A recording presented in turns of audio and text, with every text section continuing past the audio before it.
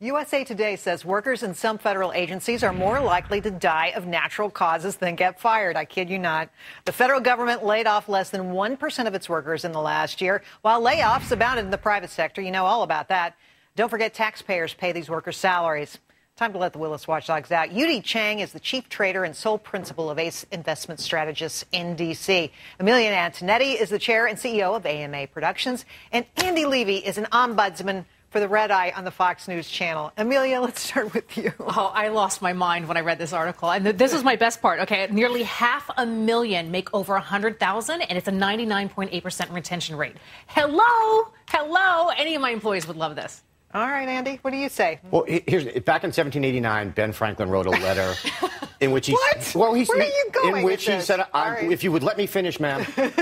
He said, our new Constitution is established and has an appearance that promises permanency, but in this world, nothing can be said to be certain except death and taxes. He would probably be shocked to discover that 222 years later, we can add federal workers' job security to that, mainly because he'd probably still be shocked that he's still alive. But this isn't surprising. Bureaucrats protect bureaucrats. That's one of the things they do. You've got HUD spokesman Jerry Brown saying the reason they've got a 99.85% retention rate is because all their workers are skilled and committed.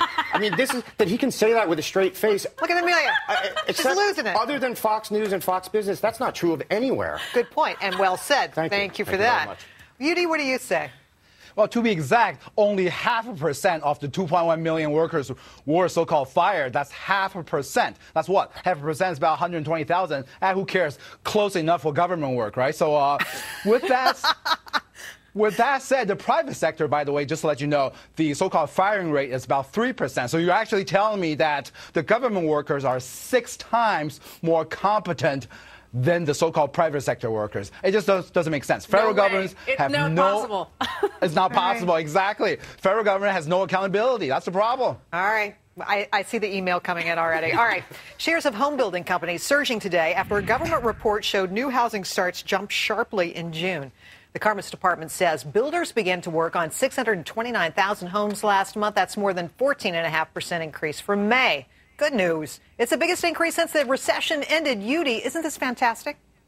Yeah, I mean, on the surface, it's good news. Basically, this so-called recovery that we've been having lacked 2 important ingredients: jobs and housing. The housing start does bring jobs, so that's a good thing. However, just don't be too over-optimistic yet, right? 2 months of data does not make a trend. And also the problem is that with housing, you still have this glut of supplies out there. You have competition from foreclosures. So don't expect the housing market to fully recover until about 2014. Amelia. Yeah, and don't forget, we still have very high unemployment. So you get people who are continually to struggle each and every month to make those mortgages. So I see another wave of homes going into foreclosure. Another wave, Andy? Well, I'm hoping that this means that people are feeling better about the economy, so they're taking risks and buying houses they can't afford, so maybe they can flip them, because my understanding is that works out great for everyone. Yeah, everybody, and the economy booms. Yeah, so and then it busts. Fingers crossed. All right, okay.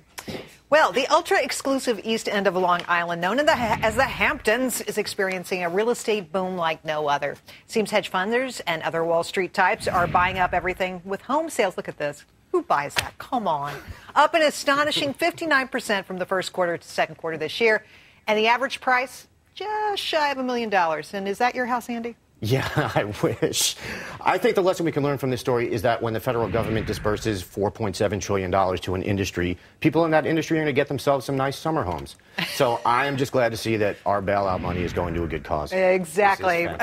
Amelia, what do you say? Well, you know, what I find interesting was how many outside investors we have. A lot of the Russians and a lot of people from overseas are actually investing in our prime real estate, which I don't like at all.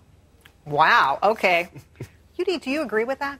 Why not have Russians buying these big houses? No, why not? I want one. Oh, okay. Sorry.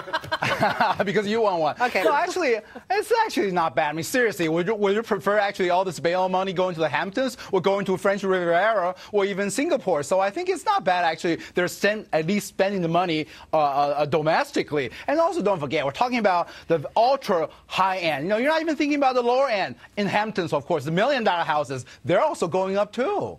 All right. I would have preferred the bailout money not go anywhere.